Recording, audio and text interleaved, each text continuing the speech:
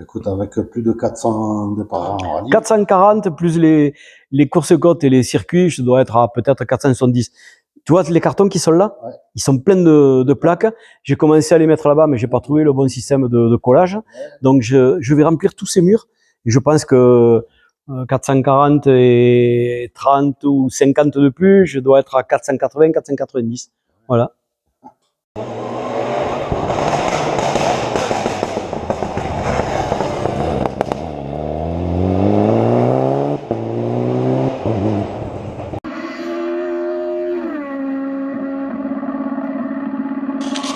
Bonjour la team, en direct de Mazamet avec Jean-Paul Terral dans son garage.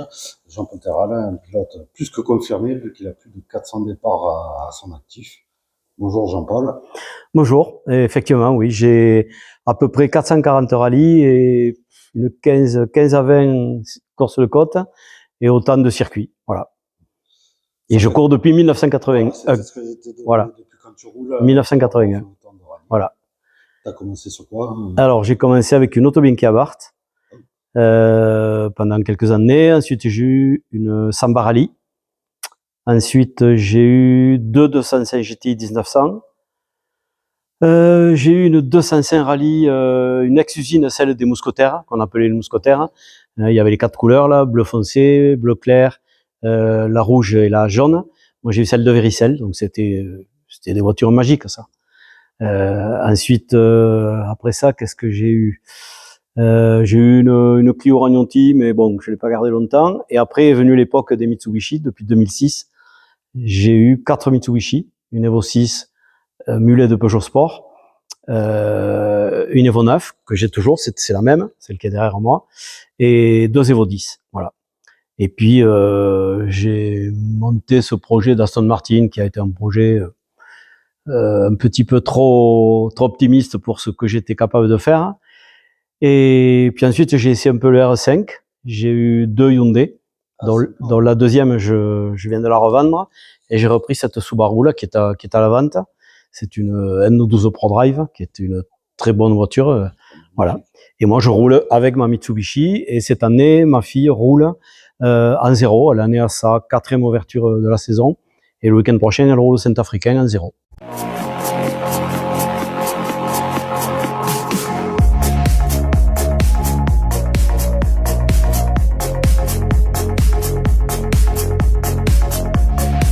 D'accord. Voilà pour situer un petit peu le personnage. Peut-être que j'irai le voir.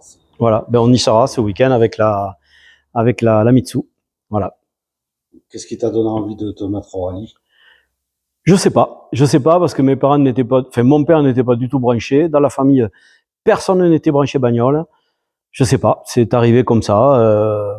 Commencer à lire des revues de bagnole, aller sur quelques rallyes à l'époque, les Cévennes, des choses comme ça, faire commissaire. Et puis un beau jour, un très bon ami qui avait une Auto Bianchi Abarth m'invite chez lui, on passe une soirée, on picole un peu, et puis on parle rallye. Il me dit allez, on sort l'Auto Bianchi du garage, on va faire une spéciale dans la campagne à côté de chez lui, et si ça te plaît, on fait du rallye ensemble. Donc on a fait ça, connerie, parce qu'on avait un peu picolé, on a trouvé ça sympa. Comment je les écarte! Comment je bâton! Et Sam, dis-moi! Et Sam, c'est qui c'est pas sur le bois? C'est où? Et j'ai fait, je sais plus, 2-3 saisons avec lui, on a fait des rallyes en Espagne, on a fait le Costa Brava, des choses comme ça. Et puis il a arrêté pour des raisons professionnelles, j'ai racheté tout ce qu'il y avait dans l'Auto Bianchi, Arceau, Extincteur, etc. J'ai monté ça sur une que j'avais achetée dans un garage à Toulouse. Et puis voilà, le délire a commencé et j'ai jamais arrêté. En me faisant en moyenne 10-12 rallyes par an, y compris avec 2-3 courses de côte ou 2-3 circuits suivant les années. Voilà. Et j'ai roulé aussi beaucoup avec ma fille aînée, donc celle qui roule ce week-end au rallye Saint-Africain. Depuis l'âge de 16 ans, elle a roulé avec moi copilote pendant des années. Voilà. Parle-nous un peu des voitures, un peu les différences entre chacune, et surtout ce que tu as apprécié. En fait, j'ai eu l'opportunité de pouvoir m'offrir une R5, une Hyundai. En fait, donc je suis très ami avec la famille Berfa, qui m'avait aidé à à trouver la bonne voiture, bon, que j'ai achetée. Mais après, il faut un niveau, il faut être, je pense, jeune et avoir un cerveau qui se débranche bien parce que ça va très très vite. Mais pour aller très très vite, il faut être souvent dans les limites. Et moi, chose que maintenant je sais plus faire parce que j'ai pas envie de faire mal, j'ai pas envie de péter une auto, donc je roule un peu plus à ma main et ça fait pas des résultats, quoi.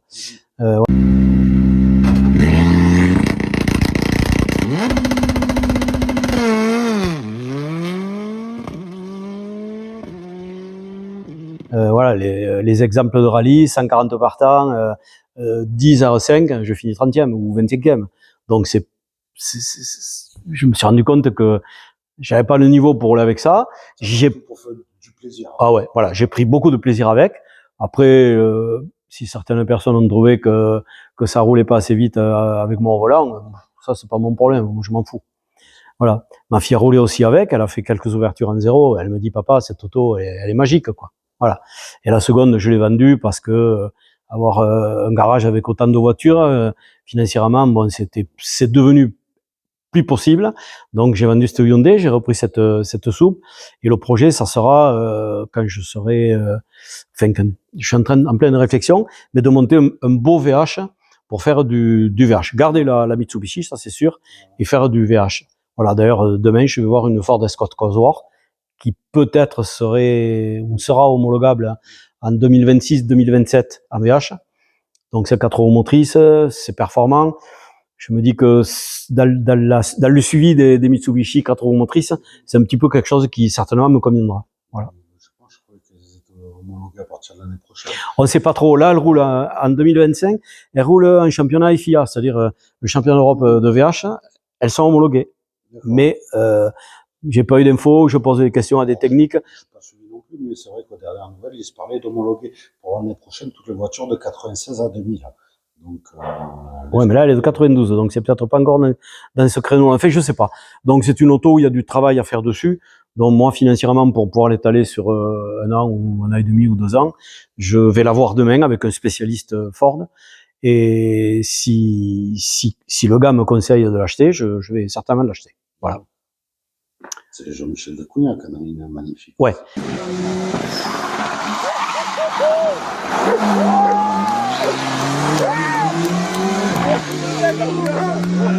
Ben, bon, le gars, je peux dire qui c'est Serge Berman, qui est né dans une Ford Escort. Il connaît tout, il sait tout. C'est lui qui faisait l'entretien de celle de Dacuna. Donc, je vais vraiment avec un spécialiste. Donc, avec son visu à lui, s'il dit achète-la, c'est bon, je la prends. S'il me dit laisse tomber, c'est pas bon, demi-tour et on rentre à la maison. Marc Rossi aussi qui est en train de finir dans remonter. Ouais, non, mais là, il les connaît à fond, ces voitures. Voilà. Donc, je vais voir. Puis, il faudrait que je roule avec, mais bon, je pense qu'une 4 roues, ça va être dans le concept de ce que je sais conduire. Voilà. Voilà. La sonde, par exemple, j'ai voulu se rapprocher du comportement. Voilà, exactement, ouais.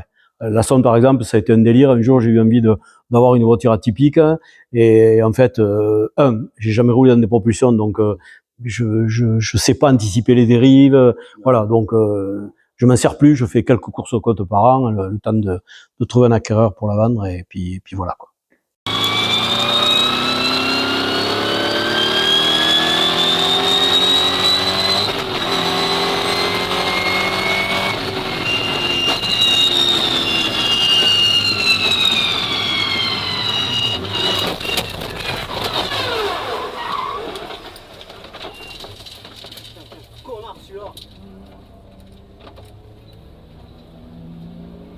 Ouais, après donc aussi dire que donc je cours depuis 1991, ça fait 44 ans, et que j'ai 71 ans. C'est mon âge, 44 ans, je suis né en 80. Voilà, ben donc moi j'ai 71 ans, donc il y a aussi le pourquoi du fait que ben comme certaines personnes que tu as interviewées, dont certains marchent du four a toujours mieux marché que moi en termes de résultats. Mais bon, voilà, on passe un cap, on est plus des gentleman drivers que des jeunes fous avec le cerveau posé sur la console du tableau de bord. Qui continue à prendre énormément de plaisir. Ouais, et Hautebon, moi je l'admire, il a 86 ou 87 ans. À 88, ben, ce gars-là, je l'admire parce qu'il roule encore. Moi, un gars comme ça, je suis en admiration, quoi. Voilà. Il y a de quoi. Ouais. Il fait encore partant, il est bien placé. Ouais, puis c'est un mec qui est humble, il est gentil comme tout. J'ai fait un fenouillade en partant juste devant lui. Il est adorable, ce gars. Ouais. Voilà. Petit coucou à lui d'ailleurs. Bien sûr. Voilà. Quels sont tes objectifs pour le reste de la saison? Ben, le reste de la saison, je vais faire encore, je pense d'ici la fin de l'année, 3 ou 4 nationaux. Je vais terminer par le Balagne à la fin en décembre. Le Balagne, c'est en Corse. Je l'ai fait 3 ou 4 fois, je sais plus. Donc cette année, l'an dernier, on n'a pas pu le faire. Cette année, je vais essayer de le refaire. Et puis l'an prochain, je vais alterner, toujours pareil, du rallye, quelques épreuves que fera ma fille avec la Mitsu en 0, 1 ou 2 courses de côte ou 3 avec la Stone, et peut-être le rallye de l'Oac aussi que j'ai fait il y a 2 ans, qui est le fief de Michel Hommel, c'est là où il y avait l'usine à l'époque des Hommel, et donc tous les ans il essaie de rassembler beaucoup de pilotes Hommel, et cette année ils étaient je crois 5-6 pilotes, plus une manifestation style présentation des Hommel de toutes les versions. Il y a des gens de partout, toute la France qui viennent. Et Michel Hommel prête le circuit d'autocross, non de rallycross pardon. Il prête le circuit pour faire quelques tours le vendredi avant le rallye. Et voilà. Donc ça aussi c'est une expérience sympathique. Sauf que c'est quand même pour nous qui sommes du sud de la France, c'est quand même très très loin, quoi. Voilà. Mais donc peut-être l'an prochain de remettre au calendrier le rallye de l'Oyac. C'est sympa, ouais. Ouais, puis bon, c'est une auto. Le problème, c'est qu'il y a beaucoup de gens qui croient que c'est une auto de collection. En fait, moi je dis non. C'est une auto où on peut rouler. Il y a il y a quasiment plus de personnes qui roulent avec, alors que c'est une auto qui est encore performante.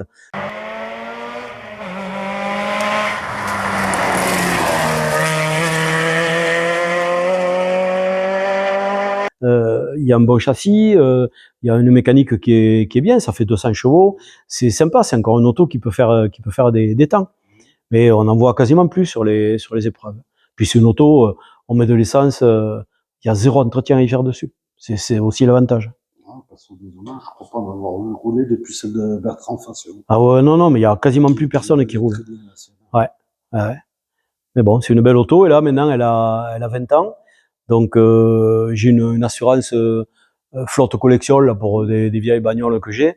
Donc je pense que je vais la faire sur un collègue, et quitte à pouvoir faire la sortir comme ça le week-end, à faire aller dans des expos ou des choses comme ça. Ça, et puis peut-être je vais rouler en Espagne avec, parce que ils ont une catégorie sympa, et ils ont une catégorie prestige ou je sais pas trop quoi, et donc ils acceptent toutes ces voitures un peu atypiques qui ne sont pas encore prises dans les VH. Voilà. Donc peut-être l'an prochain, je ferai style le Costa Brava, où il y a plein de gens qui disent que c'est une belle épreuve, le faire avec l'Hommel peut-être. Ouais. Puis c'est pas loin d'ici, de la France, donc voilà. Quel est ton meilleur souvenir en rallye? Alors mon meilleur souvenir, c'était 2014, je pense, avec les Vaux-Neuf, où sur un Montagne Noire où il y avait 140 partants, et j'ai fini 13e. Et c'était un très très beau résultat, compte tenu que devant moi il y avait que à l'époque des WRC, des grosses bagnoles, et moi j'étais là perdu, j'étais le seul particulier sans budget, on va dire, et j'avais fait un excellent résultat. Voilà. Et après, bon, de temps en temps, gagner des classes, des choses comme ça, et maintenant c'est plutôt du plaisir que du classement. Mais bon, c'est pareil, l'intensité de plaisir y est toujours, et tant qu'il y a le plaisir, je m'arrêterai pas. Voilà. Écoute, avec plus de 400 départs en rallye. 440 plus les courses-côtes et les circuits, je dois être à peut-être 470. Tu vois les cartons qui sont là, ouais. Ils sont pleins de plaques. J'ai commencé à les mettre là-bas, mais j'ai pas trouvé le bon système de collage. Ouais. Donc je vais remplir tous ces murs, et je pense que 440 et 30 ou 50 de plus, je dois être à 480, 490. Voilà. Et autre particularité, là je pars dans 15 jours au rallye du Pays Basque. On va être, si je me trompe pas, en 2025 à la 35e édition. Je suis le seul pilote à avoir fait les 35 éditions. Voilà. Et là-bas, je suis reçu. c'est des gens qui sont adorables et je suis vraiment super bien reçu. Voilà. Et là, je pars dans 15 jours faire le Pays Basque. Je l'ai déjà fait, ce rallye. J'en ai de très bons souvenirs, comme de très mauvais. Ah ben, c'est un rallye qui est difficile parce qu'il y a beaucoup de ciel, beaucoup de ciel sur des virages. C'est un peu technique, mais bon, c'est un bon rallye. C'est pas rien, je crois. Oui, c'est ça, exactement. On descend, C'est là. on arrive dans ce long droite à bloc, on prend la bosse, on Ouais. on a le gauche 90. Ouais.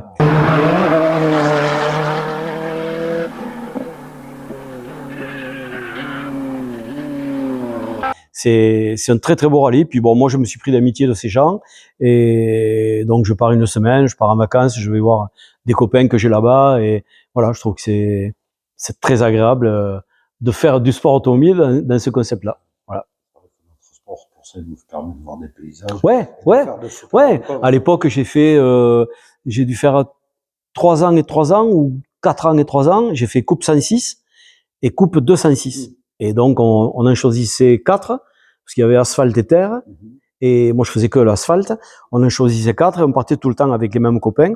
Et ma fille, avant ça, avait fait la coupe 106 avec les 106 série 1, sponsorisée et aidée par le collège Roger Clostre, qui était le collège qui faisait les voitures des rallyes jeunes. Voilà. Et comme j'avais quelqu'un de ma famille qui était très haut placé chez Peugeot, il m'avait permis d'avoir cette opportunité.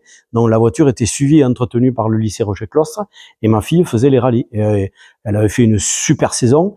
Elle avait cassé 2 autos, mais elle faisait des super temps et elle roulait très très bien. Et après, bon, la vie fait qu'une fille est plus branchée sur la famille, sur plein d'autres choses, qui fait que elle n'a pas continué, mais elle avait un potentiel, même elle a toujours un potentiel de pilotage énorme. Voilà. Bravo Isabelle. Bravo, elle. Voilà. Je suppose qu'avec autant de départ, tu dois avoir plein d'anecdotes à nous raconter. Est-ce que tu en as une en particulier qui te tient à cœur? Notamment, j'ai fait une très très grosse sortie de route avec elle aux Montagnes Noires en 2017. On a raté un virage pour une raison inexpliquée, je veux dire. Il n'y a pas eu de faute de pilotage ni quoi. On n'a pas pété un parapet, mais on a plongé dans un ruisseau à 15 ou 20 mètres, plongé sur le museau. La Mitsu explosait et le problème c'est que ma fille a une vertèbre pétée et voilà, donc ça laisse des mauvais souvenirs. Et c'est pour ça qu'elle a pas voulu reprendre vraiment en pilote parce que elle a trop la niaque et elle aurait peur de se prendre au jeu et de risquer de se replacarder une fois de plus, quoi. Voilà. Mais ça a été une épreuve parce que bon, quand tu sors avec un de tes enfants, tu dis merde. Voilà. Ça aurait pu être grave. Ça l'a été un petit peu quand même, mais bon, ça a été de la rééducation, etc. Pendant près d'1 an, ça a duré. Mais bon, là maintenant, elle est en pleine forme et voilà, tout va bien. Après, elle se rappelle de moi l'hiver quand elle a des petits rhumatismes, elle s'est dit putain, c'est encore à cause de mon père, mais bon, voilà, merci papa. Mais bon, je pense qu'elle m'en veut pas, quoi. Il n'y a pas eu d'erreur, il y a pas, voilà, c'est comme ça, c'est une anecdote. Il y a toujours des risques. Ouais. Tout à fait. Voilà. Après, en ayant plusieurs voitures, il y a aussi un de mes reproches qu'on me fait, c'est que je ne suis pas du tout technicien. Quand ma voiture va mal, j'ai du mal à expliquer ce qu'elle a, et j'ai du mal à dire il faut corriger ça ou il faut corriger ça, etc. Et ça, c'est un peu un de mes reproches qui m'a empêché de progresser vraiment, tu vois.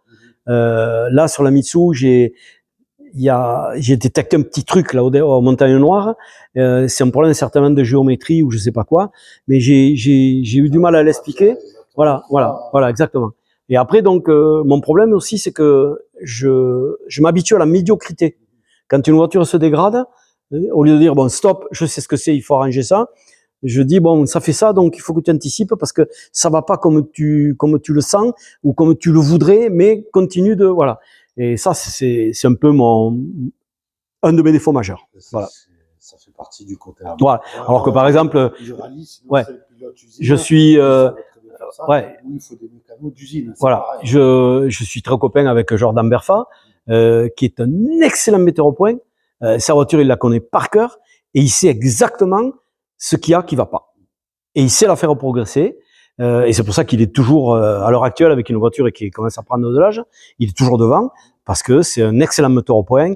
Il roule très très fort sous la pluie. Voilà, c'est un jeune qui a des qualités de mettre au point. Moi, je l'ai jamais eu. Et c'est pas maintenant que ça va arriver, quoi. Voilà. Bravo Jordan aussi. Il y a quelque chose que tu veux ajouter? Non. Ben, je te remercie de m'avoir contacté suite à des petits messages sur TikTok que j'avais mis auprès d'Hautebon et de Serge Dufour. De Serge Dufour. Voilà, donc ça me fait très plaisir d'avoir ce petit reportage. Et puis bon, je suis un peu, on va dire, addict à TikTok. Je fous beaucoup de vidéos de ma fille quand elle roule ou de moi, etc. Et je trouve que c'est un bon moyen de communication, de faire passer notre passion. Voilà, c'est comme ça que moi je conçois TikTok. Voilà. Moi, c'est pareil, c'est pour ça que j'ai créé la chaîne aussi pour les amateurs. Aussi, et est-ce que tu as pas d'autocollant, de choses comme ça pour essayer de te faire reconnaître, qu'on puisse le coller sur les autos? Mais non, j'ai pas encore d'autocollant. Ouais, ça, c'est un truc à faire. Je suis en train de regarder. Parce que, ouais, pour les gens qui font de la vidéo ou quoi, ils ont tous des autocollants, ça peut être sympathique. Ouais. Puis bon, pour nous, que nous, on puisse faire la promotion de ton action qui est sympathique, quoi. Voilà. Ben, écoute, je te remercie. Voilà, ben merci à toi d'avoir fait le déplacement. Et ben voilà, à très bientôt sur une épreuve, j'espère. Bien sûr, on va se revoir. Voilà, ben, voilà, très bien, merci.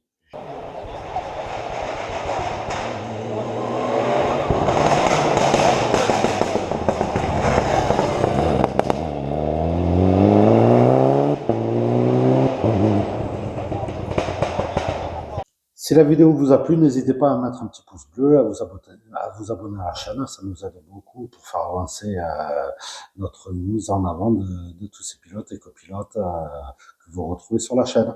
Je vous souhaite une bonne journée à tous. Au revoir. Au revoir, merci.